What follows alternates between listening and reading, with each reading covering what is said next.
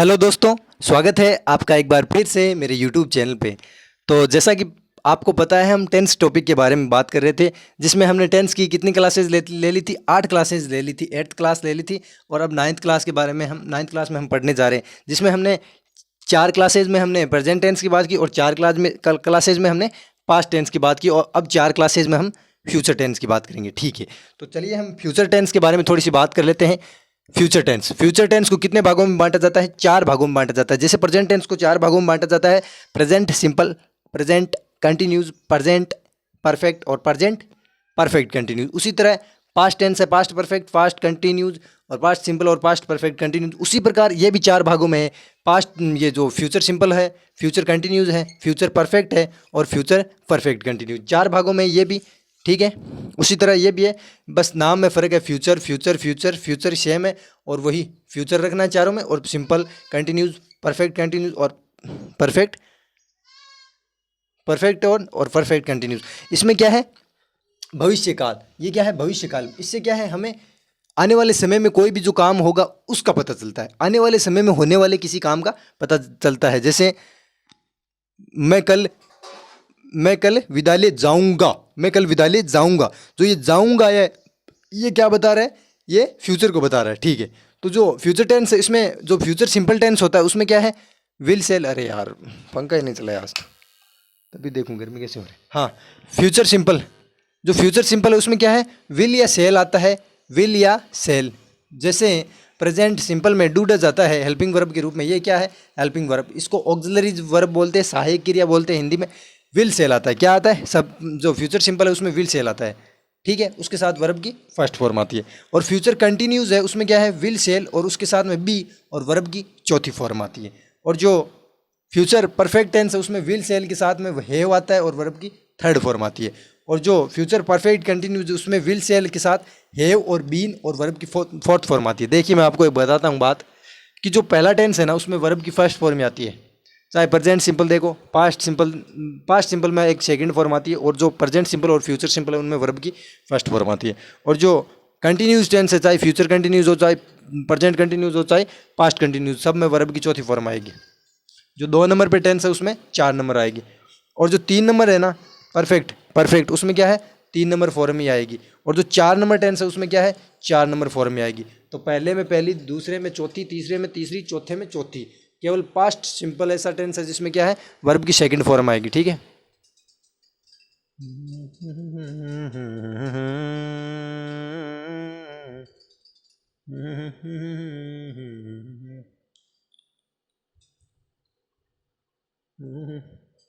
हाँ, क्या कर रहा था मैं?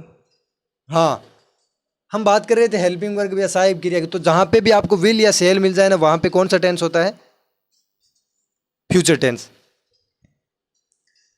जो आई है, आई यानी मैं, आई और वी के साथ में हम सेल का प्रयोग करते हैं। बाकी जो ही, सी, इट, दे, राम, इन सब के साथ में क्या है? विल का प्रयोग करते हैं। केवल आई और वी के साथ ही हम सेल का प्रयोग करते हैं, ठीक है ना।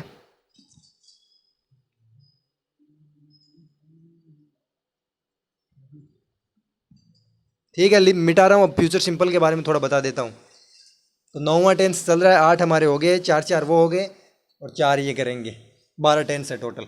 और ये समझना बहुत ज़रूरी है भाई। 10 बार क्लास देखो, 20 बार देखो, क्योंकि इनके बिना आप ना तो एक्टिव पैसिव सीख सकते हो, ना ही डायरेक्ट इनडायरेक्ट सीख सकते हो। यानी ना तो आप वॉइस सीख सकते हो या फिर ना ही नरेशन सीख सकते हो। ठीक है भाई, चलिए हम बात करते हैं आगे। नाइन्थ नाइन्थ कौन सा है? फ्यूचर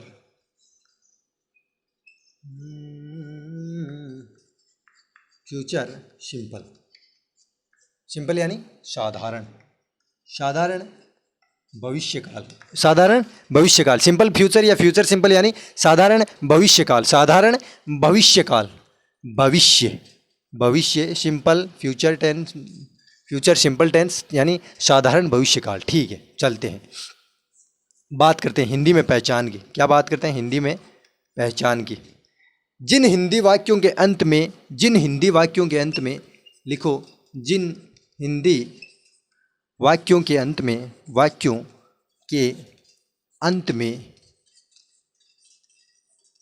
क्रिया से ना शब्द हटकर, ना शब्द हटकर गा, गे, गी ऐसे शब्द प्रयुक्त होकर, ऐसे शब्द प्रयुक्त होकर भविष्य का बोध कराते हैं, भविष्य की साधारण स्थिति का बोध कराते हैं, साधारण स्थिति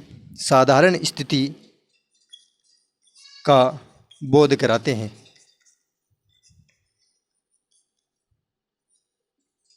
यानी हम बात कर रहे हैं फ्यूचर सिंपल टेंस की, जिसमें हम बात कर रहे हैं, इसको बोलते हैं साधारण भविष्य काल। तो हिंदी में पहचान की बात करें तो जिन हिंदी वाक्यों के अंत में क्रिया से ना शब्द हटकर, क्रिया जैसे है खाना, किनिया, खाना, तो ये जो क्रिया में ना शब्द है ना, वो हटकर क्या आएगा, खाएगा। ये यानी गा शब्द जुड़ा, या फिर या कह सकते हैं ये गा आएगा, ये गा, ठीक है ना, ये गा आएगा, अंत में गा जुड़ेगा, ये कन्फर्म है, गा जुड़ेगा, गा, गी, गे ऐसे शब्द जुड़े और प्रयुक्त होकर भविष्य का बोध करे। यानी गा, गे, गी शब्द जुड़कर भविष्य के बारे में हमें बताए कि राम आम खाएगा, आम खाएगा, राम आम खाएगा, यानी ये गा शब्द जुड़ा, या फिर कई जगह गा जुड़ जाता है, कौन खाएगा, राम, राम आम खाएगा, यानी अभी खा नहीं रहा और खाया भी नहीं था, अब खाएगा आने वाले भविष्य में। इन नियर फ्यूचर क्या है, जो अपकमिंग फ्यूचर है, यानी कि जो आने वाला समय है, उसमें क्या है, राम आम खाएगा, ये पता चल रहा है। इससे क्या है, भविष्य की साधारण स्थिति का बोध हो रहा है। भविष्य की जहाँ कहीं पे भी साधारण स्थिति का बोध हो, वहाँ पे साधारण स्थिति का बोध हो तो वहाँ पे सिंपल फ्यूचर टेंस होता है। और सिंपल फ्यूचर टेंस होता है मतलब क्या है, हमें विल सेल प्लस वर्ब की फर्स्ट फॉर्म का प्रयोग करना है नहीं। तो इतना याद करो, जिन हिंदी वाक्यों के अंत में गा, गे, गी शब्द जुड़े, या फिर ये गा ऐसे शब्द जुड़े, ये गा ऐसे शब्द जुड़े और भविष्य की साधारण स्थिति का बोध कराए, वहाँ पे क्या है, सिंपल फ्यूचर टेंस होता है। ठीक है,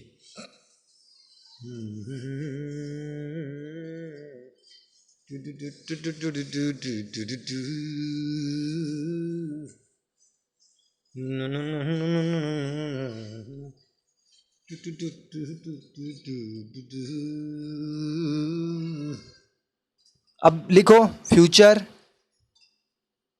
सिंपल टेंस, TN असिस्टेंस के वाक्य बनाने का तरीका। फ्यूचर सिंपल टेंस के वाक्य बनाने का तरीका क्या है, जिनमें सबसे पहले एफर्मेटिव लिखो, AFF एफर्मेटिव, यानी सकारात्मक, AFFIRMATIVE एफर्मेटिव यानी सकारात्मक, सकारात्मक। तो अगर फ्यूचर सिंपल टेंस का सकारात्मक वाक्य आ जाए, जैसे राम आम खाएगा, राम आम खाएगा साधारण वाक्य है और सकारात्मक वाक्य है, तो उसमें क्या लिखना है आपको, सबसे पहले सब्जेक्ट। सकारात्मक वाक्यों में सब्जेक्ट आता है।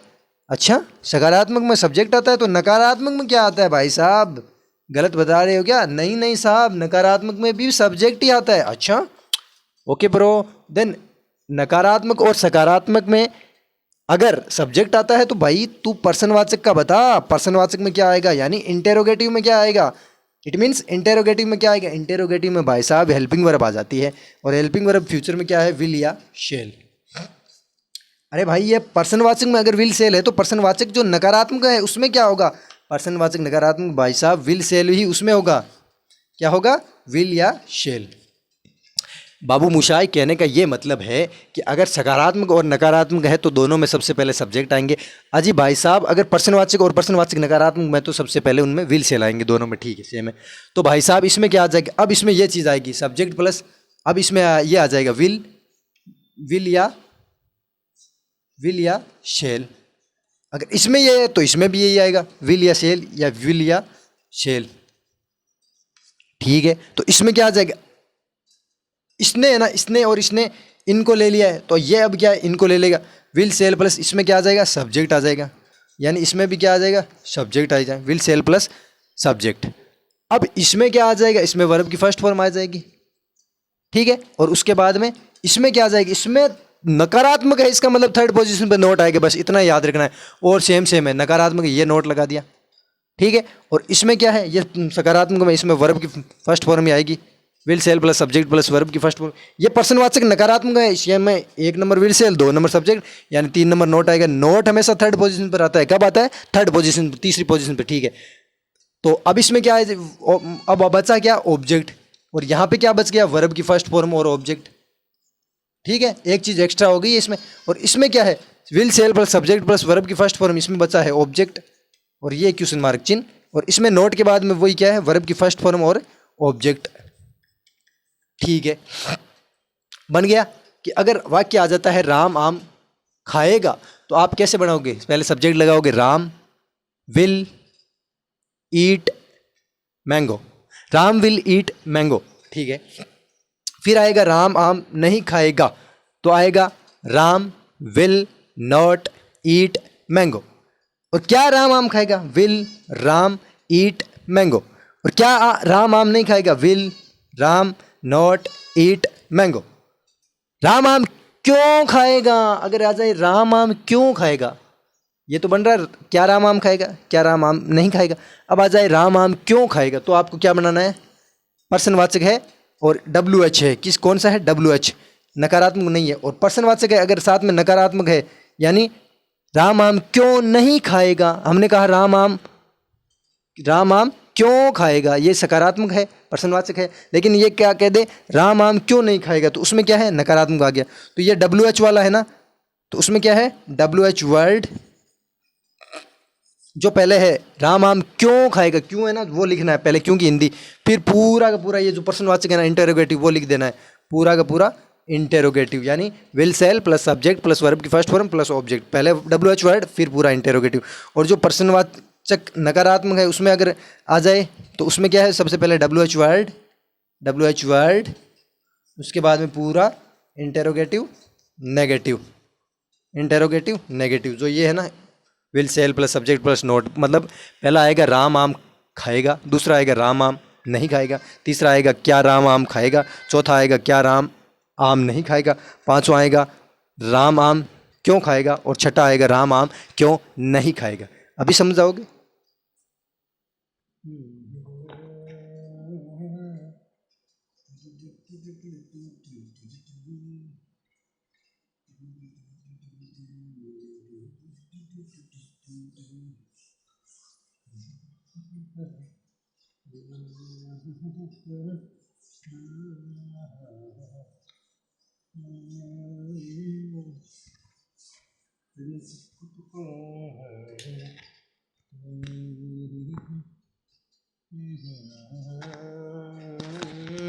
चलिए पहले बना लेते हैं सकारात्मक का। सकारात्मक वो वाक्य होते हैं जिनमें नहीं शब्द का प्रयोग नहीं होता। पहला है राम आम। देखिए सिंपल ले लेता हूँ, आप कहोगे आसान बनवा रहे हो, कुछ लेवल टफ लेवल करो। अरे भाई टफ लेवल भी होगा। पहले क्या है, जो बच्चे सीखना चाहते हैं, जिनको कुछ नहीं आता, उनको सिखाएंगे। राम आम खाएगा। अब आपको पता ही नहीं चला कौन सा टेंस है, तो आपको मैंने बताया था जिन हिंदी वाक्यों के अंत में गा है ना, क्रिया के साथ में गा है ना, वहाँ पे क्या है? फ्यूचर टेंस होगा, ठीक है, फ्यूचर टेंस होगा। ओके, क्योंकि जिसमें है आता है उसमें तो प्रेजेंट सिंपल होता है। राम आम खाता है, राम आम खा रहा है, राम 2 घंटे से आम खा चुका है, और राम आम खा चुका है, और राम 2 घंटे से आम खा रहा है, यानी सब में है आ रहा है। और उसमें क्या है? पास्ट में क्या आता है? था आता है। राम आम खाता था, राम आम खा रहा था, राम 2 घंटे से आम खा रहा था, राम आम खा चुका था। अरे वीडियो बंद नहीं हो गया भाई? हाँ ठीक है। लेकिन इसमें क्या आता है? गा आता है। किसमें? सिंपल फ्यूचर में, ठीक है। सकारात्मक है राम आम खाएगा, तो इसको बनाओगे क्या? सबसे पहले सब्जेक्ट लिखो, सब्जेक्ट है राम। कैसे पता चला? कौन शब्द लगा कर वाक्य से प्रश्न करो, कौन आम खाएगा? राम आम खाएगा, तो कौन का उत्तर आया? राम। उसके बाद में क्या आएगा? विल आएगा, सेल नहीं आएगा। क्यों? सेल आई और वी के साथ प्रयुक्त होता है। राम विल, फिर सब्जेक्ट हेल्पिंग वर्ब, फिर जो वर्ब है वो वर्ब, यानी वर्ब क्या है? खाना, खाएगा, यानी वर्ब की फर्स्ट फॉर्म लगानी है इसमें। राम विल ईट मैंगो, अभी जो मैंने सूत्र लिखा था उसी के अनुसार चल रहे हैं। Ram will eat mango, Ram आम खाएगा। दूसरा बनता है राम आम नहीं खाएगा। क्या बनता है? राम आम नहीं खाएगा। अगर ऐसा वाक्य आ जाए राम आम नहीं खाएगा, ये क्या है? इसमें क्या है, ये नहीं शब्द जुड़ गया मतलब नकारात्मक है। तो नकारात्मक का सूत्र देखो, उसमें सबसे पहले यही है, मैंने कहा था दोनों चीज़ तो सेम है, बस थर्ड पोजीशन पर नोट लगा देना है और सेम टू सेम ही है सकारात्मक का, ठीक है, सेम टू सेम सकारात्मक। Ram will not eat mango. अब पर्सनवाचक में क्या आ जाएगा, 3 नंबर क्या है, पर्सनवाचक आएगा, उसमें पर्सन करेगा, क्या राम आम खाएगा, क्या राम आम खाएगा, ये पर्सन को कर रहा है। इसमें आपको हाँ या ना में जवाब देना होगा। गा आ रहा है मतलब फ्यूचर टेंस है, फ्यूचर टेंस है, पर्सन पूछा है तो सबसे पहले फ्यूचर में क्या आएगा, विल या शेल। विल, फिर आएगा सब्जेक्ट हेल्पिंग वर्ब, उसके बाद सब्जेक्ट विल राम, फिर verb will Ram eat mango, will Ram eat mango, ठीक है। और उसके बाद में आ जाएगा चौथा, क्या आ जाएगा, क्या राम आम नहीं खाएगा, क्या राम आम नहीं खाएगा, क्या राम आम नहीं खाएगा, ये आ गया पर्सनवाचक। तो इसमें क्या आ जाएगा, इसमें सेम टू सेम वही है, पर्सनवाचक में जो है ना वो का वो लिखना है, विल राम, बस थर्ड पोजीशन पर नकारात्मक है तो नोट लगा दो, will Ram note eat mango, will Ram note eat mango, और वो का वो पूरा है, एक नोट का ही लगाए, और इसमें भी सेम टू सेम सकारात्मक है, बस नोट लगाए। अब आ जाता है क्या है, पर्सनवाचक में WH वाला आ जाता है। पांचवा कौन सा बन जाता है कि राम आम क्यों खाएगा, राम आम क्यों खाएगा, ये भी आ जाता है, राम आम क्यों खाएगा। तो इसमें क्या करना है, सबसे पहले ये जो क्यों है ना, WH वर्ड है, उसको लिख दो, क्या आएगा ये वाई, क्यों यानी वाई, वाई। फिर ये सकारात्मक है, हाँ सकारात्मक, तो पूरा का पूरा ये जो पर्सनवाचक है ना वो लिख दो, will why will Ram eat mango, why will Ram eat mango. अरे यार क्या घुस गया आंख में, और ये क्वेश्चन मार्क,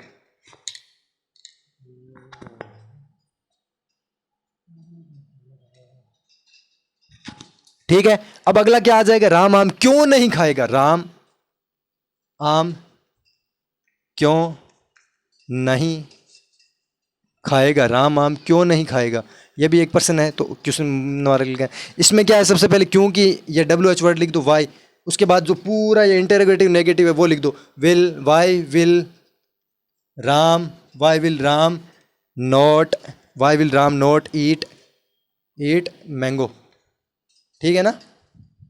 तो ये 6 टाइप है, 6 के 6 टाइप कवर होने चाहिए भाई, स्क्रीनशॉट ले लो, इससे आप कोई सा भी वाक्य बना सकते हो। मैं 3 क्लासेज में मात्र आपको टेंस पूरे करा दूंगा, उसके बाद में प्रैक्टिस होगी, प्रैक्टिस होगी, प्रैक्टिस होगी, पूरे दिन प्रैक्टिस होगी। टेंस अंगुलियों पर हटा दूंगा, टेंस होगा, उसके बाद में क्या है, एक्टिव पैसिव और डायरेक्ट इनडायरेक्ट, क्या है डायरेक्ट इनडायरेक्ट, इतनी चीज़ सीख ली। और जो मैं मीनिंग लिखा हूँ आपको मीनिंग ने रट लिया, आपने इंग्लिश के बादशाह बन जाओगे आप, ठीक है ना, इंग्लिश के क्या बन जाओगे, बादशाह, बादशाह, बादशाह, ठीक है ना। एक वो सीरियल था उसमें वो कहता था बादशाह, ज़बरदस्त बोलता था। कहने का मतलब यही है, tense direct indirect active passive 3 चीज़ सीख लो, बस 3 ही चीज़ सीखनी है। और टेंस मैं कह रहा हूँ मेरे साथ जुड़े रहो, मैं सिखा दूंगा। अभी ये मत सोचो कि लेवल कम है, लेवल कम है, मैं आपको बनाना दूंगा वाक्य, बहुत वाक्य बनाना दूंगा, ठीक है ना। पेशेंस, पेशेंस यानी होता है सब्र, सब्र रखो आप, सब्र, सब्र, शांति रखो, मारवाड़ी में कह दो, ठीक है ना। ओके, लाइक कर देना प्लीज़, लाइक कर देना प्लीज़ प्लीज़ प्लीज़।